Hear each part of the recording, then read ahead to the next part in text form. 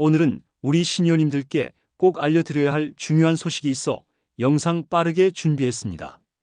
앞으로 은행 창구를 이용하시려면 더 서둘러야 할 수도 있습니다. 왜냐하면 이제 은행 문이 금요일에는 오후 4시가 아니라 3시에 닫힐 가능성이 아주 커졌기 때문입니다. 저도 이 소식 듣고 깜짝 놀랐는데요. 은행이 주 4.5일째 근무로 들어가는 첫걸음을 내디뎠다는 소식입니다. 그래서 준비했습니다. 왜 이런 변화가 생기게 됐는지, 우리 시니어님들께 어떤 불편이 생길 수 있는지, 또 금융시장 전체 흐름은 어떻게 바뀌고 있는지 오늘 쉽고 자세하게 알려드리겠습니다. 오늘 정보는 우리 시니어님들뿐만 아니라 은행을 이용하시는 모든 분들께 해당되는 내용인 만큼 주변 분들께도 영상 많은 공유 부탁드리겠습니다. 그럼 시작하기 전에 구독, 좋아요, 알림 설정 부탁드리고요. 오늘 내용에 대한 우리 시니어님들의 생각도 댓글로 자유롭게 남겨주시면 감사하겠습니다. 안녕하세요. 시니어를 위한 꼭 필요한 정보 지혜롭게 채널입니다. 은행 영업시간 이야기를 하기 전에 먼저 우리 시니어님들께서 꼭 아셔야 할 금융시장의 큰 변화부터 말씀드리겠습니다. 올해 9월부터 예금자 보호 한도가 기존 5천만 원에서 1억 원으로 2배 올라갔습니다. 혹시나 은행이 부도가 나더라도 1억 원까지는 나라에서 보장해 준다는 겁니다. 우리 시니어님들 중에도 예금 많이 하고 계시는 분들 계시잖아요. 그런 분들께는 정말 중요한 변화예요. 그런데 말입니다. 이 제도가 시행되자마자 시중은행에 어떤 일이 벌어졌는지 아시나요? 정기예금에서 무려 4조 원 이상이 빠져나갔습니다. 4조 원이요? 정말 어마어마한 금액이죠. 도대체 왜 이런 일이 생긴 걸까요? 이유는 간단합니다. 바로 금리 때문입니다. 시중은행 정기예금 금리가 연 2%대에 머무는 반면 저축은행은 3%가 넘는 금리를 주니까 돈이 금리가 높은 쪽으로 옮겨간 겁니다. 게다가 예전에는 저축은행이 5천만 원까지만 보호가 됐으니까 좀 불안했잖아요. 그런데 이제 1억 원까지 보호가 되니까 그럼 이제 저축은행도 안전하겠네.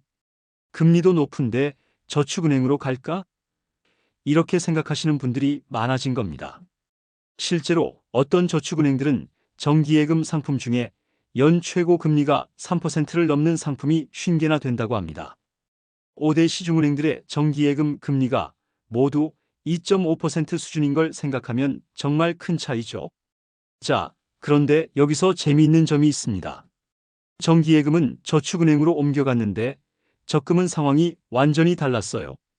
오히려 시중은행의 적금은 8개월 연속으로 잔액이 늘어났습니다. 왜 그랬을까요? 그건 바로 시중은행들이 적금에는 6%에서 7%대의 아주 높은 금리를 내걸었기 때문입니다.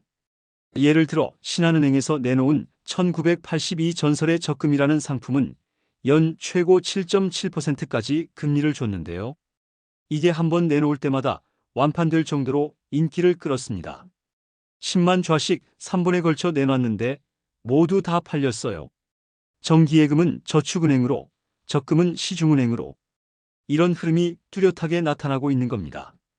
사람들이 어디가 더 유리한지 잘 알고 움직이고 있다는 거예요. 자, 그럼 이쯤에서 은행 입장도 한번 들어볼까요? 시중은행들이 왜 정기예금 금리를 낮게 유지하는 걸까요? 사실 은행 입장에서는 정기예금에 굳이 높은 금리를 줄 필요가 줄어든 상황입니다.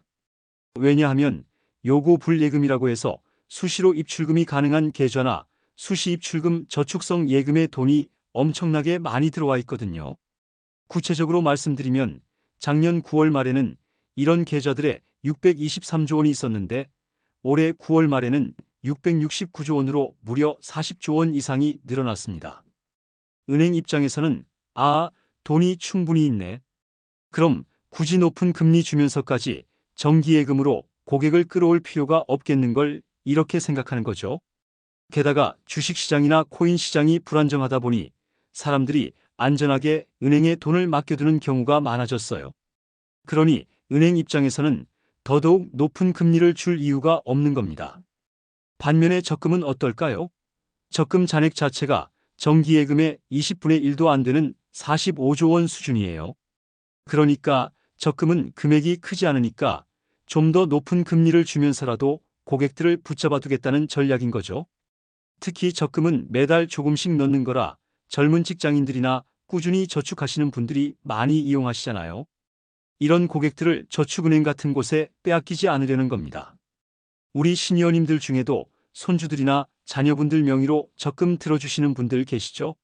요즘 은행 적금 금리가 괜찮다는 이유가 바로 이런 겁니다. 자, 이렇게 금융시장이 변하고 있는 상황에서 이제 본격적으로 은행 영업시간 이야기를 해볼까요? 전국금융산업노동조합, 줄여서 금융노조라고 하는데요. 이 금융노조와 은행 측이 협의해서 금요일 영업을 1시간 단축하는 내용의 잠정 합의했습니다. 일단 큰 틀에서는 합의를 했다는 뜻인데요. 그런데 구체적인 방법은 각 은행 지부별로 노사가 다시 협의해서 정하겠다는 거예요. 그래도 과거 사례를 봤을 때 이런 잠정 합의가 나오면 거의 대부분 그대로 진행된다고 합니다. 그럼 구체적으로 어떻게 바뀌는 걸까요? 방식은 3가지가 논의됐습니다. 첫 번째, 오전 9시에 시작하던 은행 업무를 10시로 늦추는 방법입니다. 그러니까 아침에 1시간 늦게 문을 여는 거죠. 두 번째, 점심시간을 두는 겁니다. 12시부터 1시까지 영업을 하지 않는 거예요. 세 번째, 오후 4시였던 폐점 시간을 오후 3시로 당기는 방법입니다. 그러니까 1시간 빨리 문을 닫는 거죠. 자, 이 3가지 중에 어떤 방법이 채택될 것 같으세요? 업계 안팎에서는 세 번째 방법, 그러니까 오후 3시 조기 종료 방안이 가장 유력하다고 보고 있습니다. 왜냐하면 노조 입장에서는 조금이라도 빨리 퇴근하고 싶다는 게 핵심 요구였기 때문이에요. 아침에 늦게 출근하는 것보다는 오후에 빨리 퇴근하는 게 더 좋다고 생각하는 거죠. 점심시간을 두는 것도 결국 하루 종일 은행에 있어야 하니까 별로 선호하지 않는다고 합니다. 그럼 이게 언제부터 시행될까요? 금융노조 측은 오는 13일 각 지부 대표자 회의를 통해 합의 내용을 공유하고 구체적인 시행 날짜는 노사 간 협의를 거쳐 확정할 예정이라고 밝혔습니다. 가능한 한 빠른 시일 내에 시행하겠다고 했습니다. 그런데 이게 끝이 아닙니다. 이번 합의에는 내년 임금 협상에서 주 4.5일제 도입을 본격적으로 논의하겠다는 내용도 포함되어 있어요. 주 4.5일제가 뭐냐? 금요일은 반나절만 근무한다는 겁니다. 그러니까 금요일 아침에 출근해서 점심때쯤 퇴근하는 거죠. 금융노조 위원장은 주 4.5일제 도입을 향한 첫발을 뗀 것이라며 이번 협상을 시작으로 노동시간 단축을 위한 투쟁을 이어나가겠다고 말했습니다.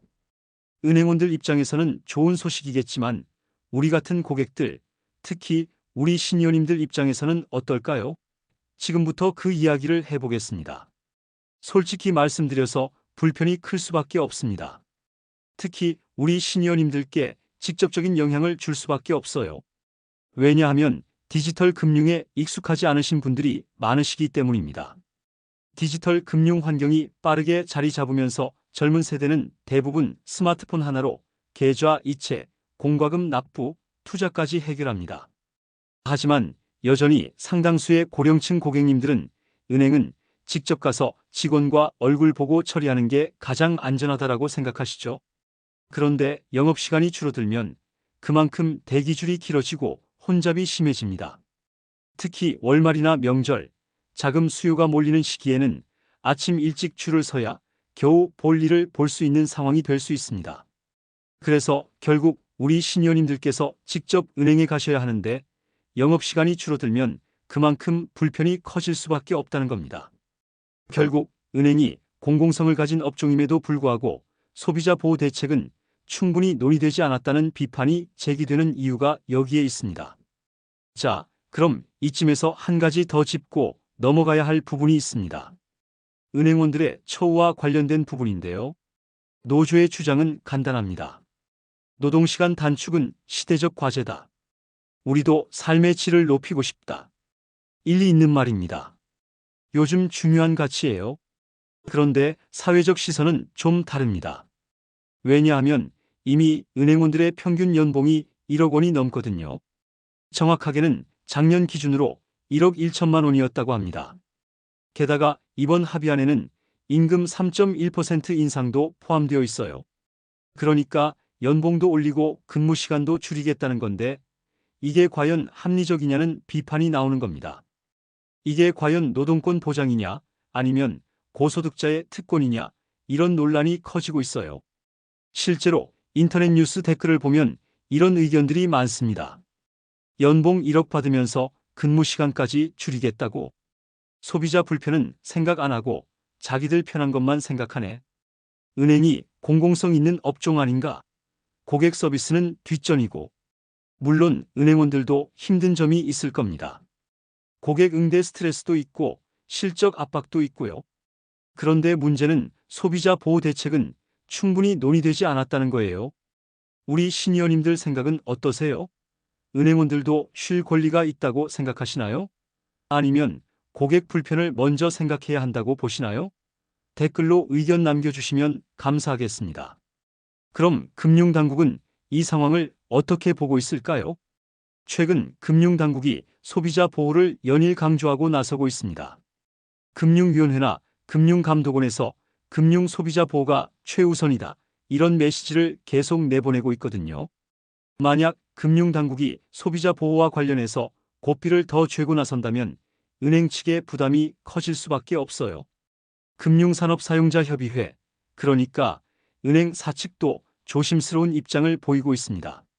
일부 언론에서 금요일 은행 영업시간이 1시간 단축된다는 보도가 나가자 이렇게 해명했어요. 금요일 1시간 조기 퇴근은 현행 영업시간 유지를 전제로 기관별 상황에 따라 자율적으로 시행하는 방향으로 합의된 사항이다. 추후 노사 간 조율을 통해 최종안을 마련할 예정이다. 무슨 말이냐면 아직 확정된 건 아니고 좀 더 논의가 필요하다는 뜻으로 해석할 수 있어요. 금융당국의 눈치를 보고 있는 거죠. 하지만 노조와의 합의가 이미 이루어진 만큼 큰 틀에서는 영업시간 단축이 진행될 가능성이 높다는 게 전문가들의 의견입니다. 자, 오늘은 은행이 금요일 문을 더 빨리 닫게 되는 배경과 금융시장 전체 흐름, 그리고 우리 시니어님들께 미칠 영향까지 자세히 살펴봤습니다. 정리해드리면 이렇습니다. 예금자 보호 한도가 1억 원으로 올라가면서 돈이 저축은행으로 많이 옮겨갔고 시중은행들은 정기예금 금리를 낮게 유지하고 있습니다. 반면 적금은 높은 금리로 고객을 붙잡고 있고요. 이런 상황에서 금융노조와 은행 측이 금요일 영업시간을 1시간 단축하는 데 합의했습니다. 빠르게 시행될 수 있고요. 우리 시니어님들께는 불편이 커질 수밖에 없는 상황입니다. 특히 디지털 금융이 어려우신 분들은 더욱 그렇고요. 하지만 미리 준비하고 대비하시면 불편을 조금이라도 줄이실 수 있을 겁니다. 자, 마지막으로 우리 시니어님들께 여쭤보고 싶습니다. 금요일 3시 은행 문 닫는 거 우리 시니어님들께는 얼마나 불편하실 것 같으세요? 아니면 은행원들도 쉴 권리가 있으니 어느 정도 이해해야 한다고 보시나요? 혹시 이미 인터넷 뱅킹이나 모바일 뱅킹을 사용하고 계신 분들은 어떤 점이 편하고 어떤 점이 어려우신지도 궁금합니다. 여러분의 소중한 의견을 댓글로 남겨주시면 저희가 다음 영상에서 꼭 참고해서 더 좋은 정보를 찾아보겠습니다.